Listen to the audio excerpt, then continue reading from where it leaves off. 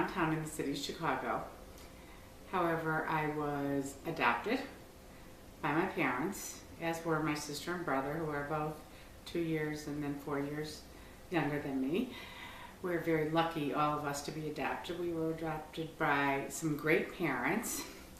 We lived in the city of Chicago on Sheridan Road, and when we were really young, and then we moved to Lakeshore Drive a few years later. And as we grew up, we went to private school in the city at Francis Parker School, and we were very, very fortunate. We got great educations, we had wonderful parents, and we learned a lot, and we traveled, and that was about it. Our childhood was pretty normal to what I thought, but probably very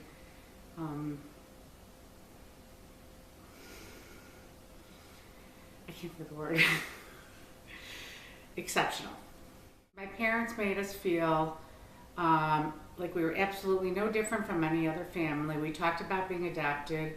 I don't recall when my sister was adopted, but I do recall when my brother was adopted, and they said that they were bringing home a baby boy for us. He was actually born on the day of the big snowstorm of 1967. I remember staring out the window, wondering how he was going to get home from the hospital because it was so snowy out. But were there anything, about being adopted? We really didn't know any different. We just, we embraced it. We just talked about it all the time. The only times that I really ever recall saying anything to my parents were when I would get really, really, really, really mad at them, or I would get in a lot of trouble, and I'd say, oh, I'm going to go find my real parents. But they knew I was just joking.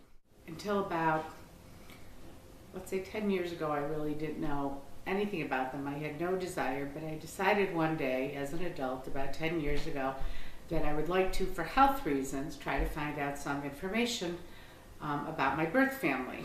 And I told my parents. They had no problem with this whatsoever. So I was adopted from the Jewish Children's Bureau in Chicago, so I contacted them, and they said the only way that we could find out any information was if there was a match, meaning if somebody had already asked about me, like my birth mother, if she had put in a request.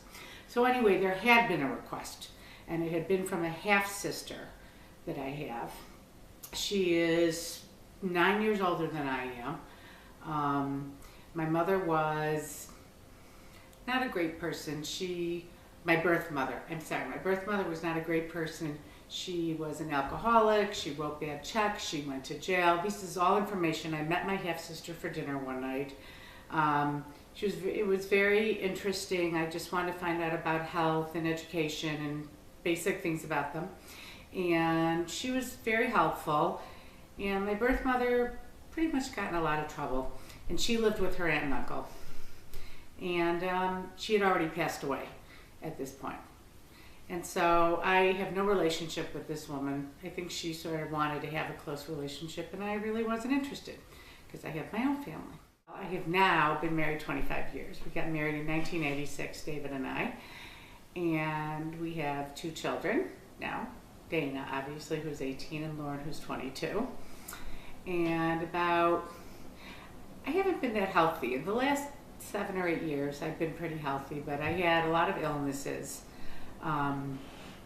About 13 years ago, I had meningitis, which was not fun, and almost didn't make it.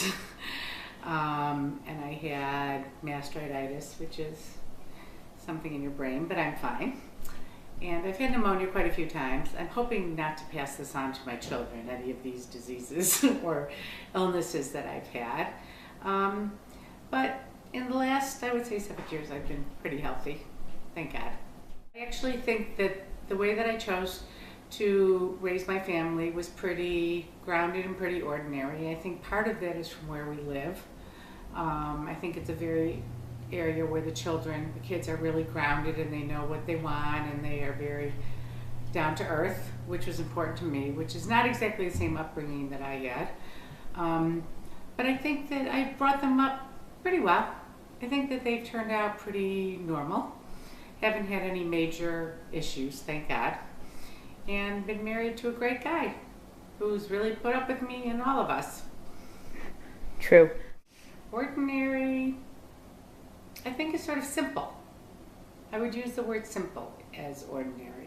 I think people have simple lives, they're ordinary. You have extraordinary lives if you are extremely wealthy or, you are extremely poor. I think that it's very simple, that you just sort of go about your day every day. You have a good life. You don't have to have a rich life or a poor life, just sort of plain and simple.